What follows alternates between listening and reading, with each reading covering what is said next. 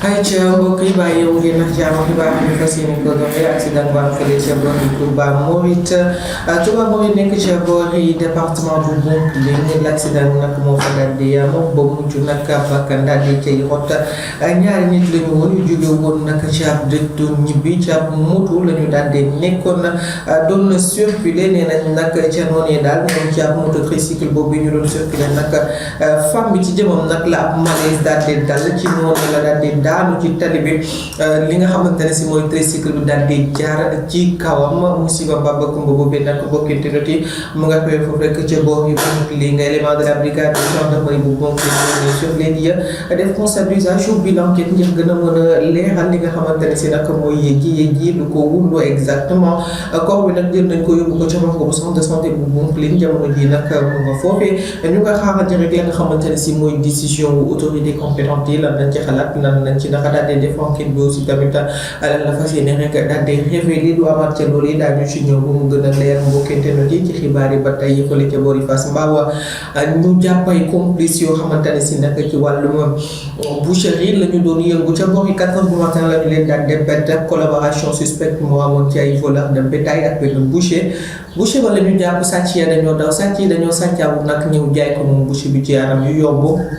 xamaana lam ca bëggoon mooy dépiécé ko détaché ko daal di ko yóbbu ci boucherie daal di koy jaay moom nag loolu yi la bëggoon ba tax na nag moom PND jàpp nañ ko en flagrant délit d'abattage clandestin ndax nag voori 4 heures du matin mbokkente noti ci la ñu nag daal di gis ni que ñaari doomu aadama sàcc nañ ab benn nag bu ñuul ca forage si Cap Mbao ca noonu nag ay vigile daal di leen di repérer ñu dugg ci forêt classée bi malfaiteurs yi nag ñu daal leen di prendre en charge par un commando de policiers maanaam nag ay policiers yu bari en civil ñoo leen daal di dugg di leen topp ba ñu xamee ni que nag ñi am nañu leen topp jàll ñu daw nag wàcc fan nag waaye mbokkente noti nag ba ñu demee sax nee nañ nag ba ñu rati seen mbir yi ci la ñu daal di tombé jàpp seen boobu nekk ñoom jox nañu boucher bi kii di PND nag bi bu mu commencé di ko rendi te fekk na nag bi nag jaarul benn yoon ci li nga xamante ne si mooy labo wala dara tey it mbokkente noti ñaar nag la woon benn ba la ñu jox boucher bi beneen ba ñu dawati ko ci terrain football bi daal di daw waaye boucher ba nag toogoon na commencé di ko détaché pièce par pièce pour mun ko yóbbu ci boucherie daal di koy jaay ba ñu ko tegee loxo nag mu daal di confirmer ni moom nag bi ñu ko moom boo ko moom doo toog fii à 4 heures du matin di ko daal di dépêché ba pare yi dit nga di làkkatu ngir di ko def ak lu ni mel ba tax na nag teg nañu ko loxo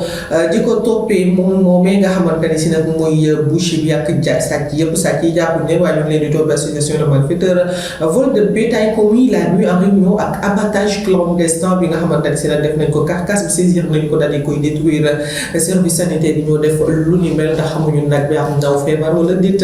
ba tax na beneen nag bi nga xam ne jotuñu ko woon ray moom delloo nañ ko ki nga xamante ne si rek mooy boroomam ci rapport international Blaise Diagne bokk internet yi am benn 1000 français ak contact sénégalais mu dañ teg loxo lu ëpp ci 29 kilos de drogue la ñu yoroon doon ko bëgg a génne réew mi ci aéroport la ñu leen daal di tegee loxo aéroport international Blaise Diagne importante cargaison de hachis la ñu daal di interpellé brigade du tourisme de la douane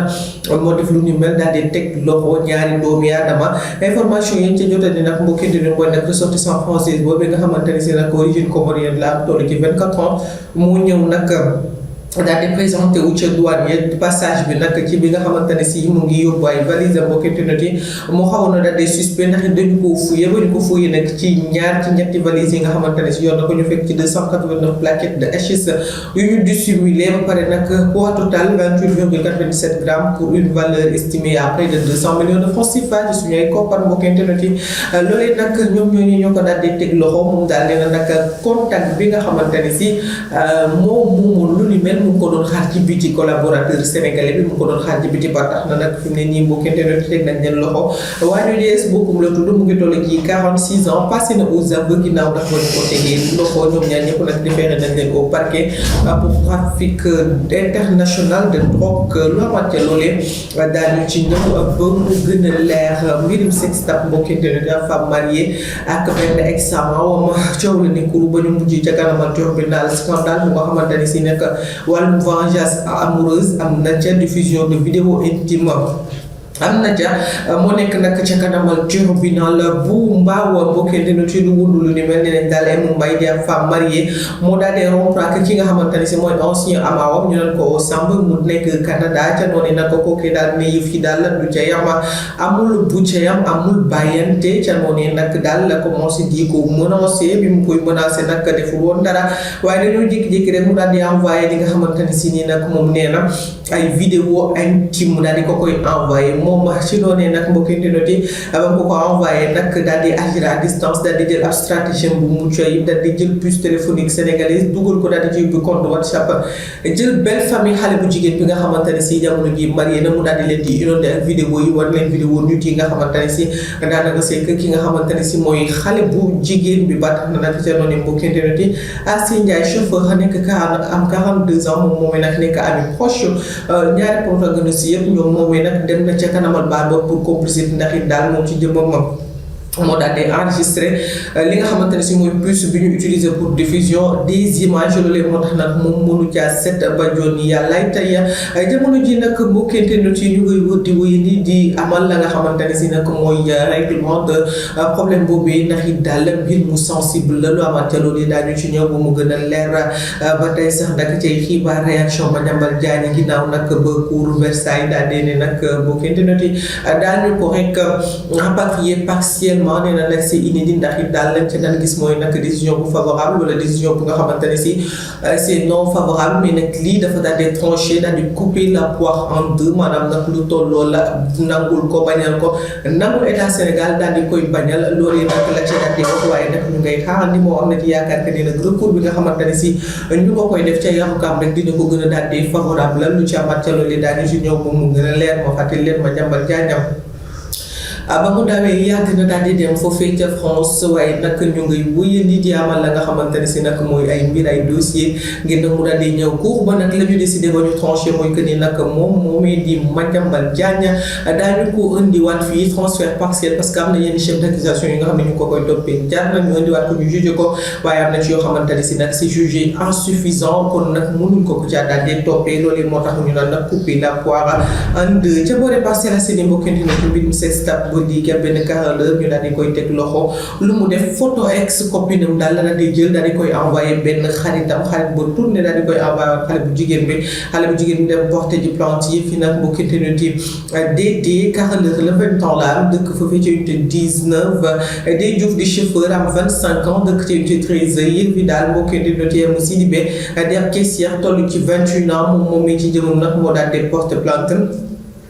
ginnaaw nag ba mu porté plainte mbokkante ne mu ne nag kii di Diouf moo ko jékki-jékki envoyé benn photo bu nga xamante ne si nag WhatsApp nag ko daal di partagé muy xaritu ex copain bi ba tax na nag mbokkante ne bi ñu jàppee xaritu ex copain bi ci la xamale ne que nag kële di copain bi moo ko daal di wul viol moo ko daal di wul vidéo autant ak ay photo yoo xamante ne si c'était à son insu maanaam nag ku jigéen ki yëgul ci ñun ca noonu nag mbokkante ne yi ñu daal di jël téléphone kookee fekk ne que ni nag moom moo jëloon photo yi tey it ñoom ñaar dañu ko bëggoon a chantage d'accord sax nag ni ñoom ñaar ci jëm nañu bëggoon a chantage bi nga xamante ne si mooy xale bu jigéen bi moo tax ñu def lu ni mel waaye yëf yi nag dafa daal di mujjul en tout benn yoon lu am ca loolee daañ ci ñëwaat ba mu gën a leen bokkinte ne parce que daal ñoom ñaar ginnaaw nag bu ñu leen daal di entendre ñu ngi leen di toppee mbirim chantage mbirim li nga xamante ne si mooy collecte de données à caractère personnel waaye tamit yeneen ak yeneen ci biir chef d'accusation ya daañu ci ñëwaat ko santo bokkinte ne ci appui boulement muy suuf bu daanu ci biir ña nga xam ne ñooy wër or foofee moo fa daal di am ba tax na nag am na bakkan bu ci daal di xott bu ko santu nekk ca diggante Douta ak Samba ak Bougou ne nañ nag ci département bu Sakho yàlla éboulement boobu am ci village yooyu am na ku ca ñàkk bakkanam ndax daal ginnaaw information yi ñu jotandi incident boobu am na ci site d'exploitation artisanale bu nga xamante ne si mu ngi foofee ci ab zone régulièrement fréquentée par les orpailleurs maanaam nag zone bu nga xamante ne si nii rek lañ fay fréquenté sax nag amaana bariwul noonu ndax it danger ya nga xamante ne si am na fa bokk internet yi ci la ñu gis ni que ni nag ñoom ñooñee ba ñu duggee daal am na nag lu nga xamante ne si mooy yuuxu yu ñu doon def yëf yi di màbb ñooñee ba laata ñoo daw di leen secourir am na sax nag ñu bari ñu ñu daal di génne ci suuf waaye nag am na benn corps sans vie kooku génnewul bakkan ci biir suuf ba ndax suuf ba moom moo daal di daanu ci seen kaw ba mu daanoo seen kaw nag amaana fatt étouffement daal di ca yam ba mbir yi daal di mujj ci yilek musiba mbaa ba kumba lamante loolee daañu ci ñëw mbokkinte na ci boori Richard Toll présumé homosexuel ñu daal di ko fay teg loxo pour viol répété sur une mineure wala boog sur un mineur de 9 ans ndax daal waa jooju nga xam ne 21 ans lam nag en flagrant délit de viol la ñu ko daal di teg loxo en flagrant délit d'acte contre nature moom daal def lu dul ànd ak xale bi mbokkinte lu ñuy jékki-jékki rek ña nga xamante ne si ñoo nekk ca canal d'irrigation de la compagnie sucrière sénégalaise ñoom ñoo ñuy jékki-jékki rek dégg ay cris de détresse daal di jóge ci ginnaaw beneen mur bi ca noonee nag mbokkinte la ñu daal di escalader paroi bi pour découvrir fa ñaari doomi aadama yu nga xamante ne si position ba ñu leen fekkee ñaaw na ba jéggi dayu position ba ñu leen fekkee wundu na la ñu doon def exactement ca la xale ba nag ndeke xale ba moom métit la doon yuuxu ndax 9 ans la am kii am 21 ans métit la doon yuuxu di yuuxu métti ca la leen poñe daal di woo police bi mu ñëwee nag daal di laaj xale bi ne c'est pas la première fois moo koy def bii mooy ñetteel bi yoon mu di ma ko def te bu ma koy def dafay métti loolu xale bi yóbbu nañ ko l'hôpital ay décision daal naan la maanaam nga ca waaye nag waa ji teg nañu ko loxo pour li nga xamante ne si nag mooy mbirim borom ñaari tour ak mbirim acte contre nature mbirim pédophilie yi nga xamante ne si mu ngi koy def ak mbirim viol la màcce loolee daal ñu ci ñëw bu mu gën a leer ca boori Zac Mbao bokki ndenuti ñooñee xawoon faa rey ñaar ci ay agresseur yu nga xamante ne si dañu leen a teg loxo benn femme la ñu daal di taseel mu doon jëm ci ab cérémonie religieuse ñu daal di koy laaj téléphone am ñett leen ci kaw moto bi mu jox leen ñu laaj ko saaga mu bañ commencé di yuuxu ca la dëkkandoo yi daal di génnee rek ñoom ñaar ñoo ñi nekkoon ci catu moto bi daal di wadd moom mi nga xam ne moo doon dawal moto bi nag mu daal di rëcc ci dawa wàcc leen fa ñoom ñaar nag mbokkitu ñu wuli leen a wuli ba ñu nooy laa naka rek tuuti te musiba daal di ca yama police moo leen daal di mujjee chobi ci li nga xamante ne si nag mooy public bi ñu leen doon def ba tax na nag mbokkinte na ci bi noonu amee rek wala bokk bi loolu amee rek mbokkinte ci la ñu rek woo police ñu daal di daw si ñëw daal di leen di extraire ci biir population bi génne leen yóbbu ba ñu leen génnee yóbbu nag l'hôpital la ñu jëmee ñoom ndax amoon nañ ay gaañu yu mitti sañe woon nañu leen ba ñu leen yóbbu l'hôpital nag mbokkinte yi ba pare ci la ñu leen daal di yóbbu ca kaso ba bari it ka leen ñetteeloon mooy ka doon dawal moto ba naam nag lynché wuñu ko waaye teg nañu ko loxo te ñoom ñëpp ñoo bokkaate ci wàllum association de malfaiteurs ci wàllum vol commis en réunion lu amante loolu daañu ci ñëw ba mu gën a leer mu ngoog mbokk yi li ma fi bësandi woon si ay xibaar ñu di leen ñaanal kenn du jàmm. mbokk yi maa ngi leen di ziar ci lu ngeen nekk ay nañ ci jàmm mbokk yi tamit ci agresseurs yi ñu daal di teg loxo kenn ki dawati fa ñaani xam nga bu ngeen àndoon di séddale xaalis kenn du abandonné moromam di daw di leen bàyyi mais bu méttee da ngay gis que ca mën a daw da ngay daw parce que konoon dañu lay rey kon bu kenn du sàcc noppalewul agressé noppalewul ci fitna ngay dëkk fitna ci ngay dëkk ilaa abadan moo tax ma ne mbokk internet bari pexe juba ko gën kii tey ji amaana ñii tey ji laay wax sax bu police ñëwul woon dañ leen di dóor ba ñu sedd guy xeexu groupe bi la ku ne di dóor da nga xam kan mooy coup fatal bi da nga xam kan mooy coup mortel bi on sait pas moo tax ma ne leen mbokkente ne lu dul juba ko gën waaye nag mbokkente ne ci borom ñaari tur yi nag il faut ñu wax si nag mbirim acte contre nature yi mënuñ caa bañ a wax parce que mbirim acte contre nature mu ngi bëgg bari ci réew mi bokk na ci tey nañu jàpp ci Richard Toll xale bu ndaw am 9 ans nga di ko forcer di ko def lu ni mel ci mbedd xale bi nee na daf ni ma gunge ma di ko gunge mu ni ma nañ aw ne ci suufu canal bi parce que foofee dafa am sama benn xarit bu fa ne nee na ma ànd ak moom ba foofu def ma lu dul ñu romb mur bi rek mu sëggal simi sama tubé commencé di ko pénétration bi métti parce que xale la xamul loolu affaire bi métti tellement ci xale bu góor bu ndaw bi ba muy yuuxu amaana mu ngi koy dóor noppi tëjee sa gémmiñ mais mënul noppi parce que dafa métti mën nit ñi daw si ñëw fekk leen fa fekk ko mu ko doon sàkku di yàq xale bi di koy yàkkataan mbokki internet yi bi loolu amee ñu woo police ndeysaan bi ñu laajee xale bi ne lii du c'est pas la première fois mu ne mu ko def te xale bi 9 ans la ki ko doon def mu yam 28 ans xanaa sax yow nee nga borom ñaari tur nga nee nga da nga bon sa bonu bopp mais nga dem nga seeti sa moromu borom ñaari tur bi ko d'accord parce que am nañu bon ni yow mais déedéet xale bu innocent bii moo may attiré xale bii nga xam ne xamul dara moo may attiré xale bii nga xamante ni si su ma koy forcer dafay résister moo may attiré loolu vice la loolu vice la am na ñoo xam ne mbokkente nit yi il faut mu am violence ngay joo ñuy sentir que yow li ñu lay def bëggoo ko pour ñu mën a yëg seen bopp dafa am ñu bon xale bi nee na c'est pas la première fois mu may def lii bi moo ñetti yoon mu di ma ko def xale bi yow it ana sa néegu ndey demal nga boole ko xale nga dañu la menacer loolu yëpp d'accord naa mais jamono ji xale yi nañuy yeewu bu leen nangu ku leen menacer dee leen ko wax ci seen doom yi dee leen naan seen doom yi ku la ne kaay ma dama lay rey sax bu dëgg du la rey da lay tiital ku la sëfal lu mu la mënti di wax bul tiit ba boo ñëwee doo ma wax boo ma waxee man du ma wax mukk ni yow yaa wax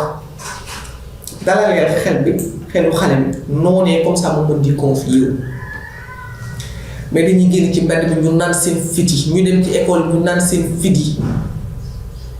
di leen def musiba mbabba kuma ñu ni patak moom li ma gën a bañ sama àddina li ma gën a ragal sama àddina mooy xale bu tuuti bu ñuy harceler ci école que ce soit ñu di ko yàkkataan que ce soit ñu di ko dóor que ce soit mu yor buur ñu di ko nangu mu yor big ñu di ko nangu j'ai la phobie de ça man loolu en fait mun ma ko supporter moo tax fu ma toll dama lay questionner di la laaj loo jàng loo def ba nga génnee ko àndal foo di moom naturellement le débat s'impose waxtaan au fur et à mesure des fois xale bi rëccal wax des fois xale bi waxul mais yow di nga xam ne que il ne s'est rien passé d'anormal psychologiquement parlant parce que yow ci jëmam da ngay seetlu réaction xale tolloogul fu muy tàmmee ay fen ba buy fen du raf loolu mënul nekk ba wala buy fen muy cohérent loolu mënul nekk kon nañ dalal xelu xale yi te dalal fitu xale yi ndax ñu ñeme di wax mbokkee dina ci nañ dalal xelu xale yi yokk leen fit ñu mën di wax di avouer ce qui se passe réellement bala muy trop tard mais xale bii ñuy yàkkataat mu tourné di àndaat ak waaj parce que waaj mu koy menacé amaana kum xam la amaana ko jege la parce que mu ngi ñoom ñaar ñoo ànd sax nag di doon dem fu ñu doon dem te def na ko ñaari yoon mu xëy àndaat ak moom bi mu nekkoon 3e fois mu di ko def bañ jàpp ko ci doy na waar li am nii doy na waar vraiment kon nag ñu ci jug bu baax a baax tey waxtaan rek moo fi des fi mu ne nii gisuma leneen lu fi nekk loolu waxtaan gisuma leneen sincèrement ak agresseurs yi aussi mbokkente rek wax naa ci ñu moytu rek parce que nag bu la nit ñi jàppee buñ la farayee tamit dara danga doon sàcc xeexu groupe la dóor nañ la birig wala ñu dóor la bant nga daal di faatu fa yàlla bon sàgganul sa dee moom deewu kaña boobu nga dee noonu duñ ko punir de parce que mënuñoo jàpp population bi yëpp yóbbu leen parce que dañu jàpp sàcc dóor population bi aussi metti na de sàcc tas yaakaar dëgg la te ku xam sàcc dëggantaan jaay wala agression xam di ko buñ la jékko rey la mais fajal sa bopp bi duma leen ko tere mais mbokkinte ne fajal sa bopp bi tamit gënul nañ leen bàyyi ci loxol yoon amaana bu ñu leen nëbbee jant bi fële dina metti ci ñoom amaana bu ñu leen privé liberté dina metti ci ñoom kon nañu leen jël mbokkinte ne te bàyyi leen foofee bàyyi leen ak yàlla bàyyi leen ak autorité compétente yi parce que loolu leen fiy jëriñ fa ma xam ne doon ne benn boo defee dara ñu jàpp la daal di leen yóbbu waaye bu ñu bëggee fajal suñu bopp rek mbokkinte ne dafay daal di métti dafay daal di doy waar ñu bàyyi ko xel bu baax a baax ca bu ngeen amee expérience wala xalaat wala dara rek bindal ma ko ci li nga xamante ne si mooy commentaire yi ci wàllum borom ñaari tur yi ci wàllum agression yi yëpp lu ngeen ci mën a xalaat rek bindal ma ko ci commentaire yi maa ngi leen di ziar bu baax a baax yéen ñëpp ñi nga xamante ne si bàyyi xel actualité bi ñoom yi ñu ngi leen di ziar bu baax a baax yéen ñëpp rek ñu joxante bi tëddee incha allah seen actualité pour suite de programme sur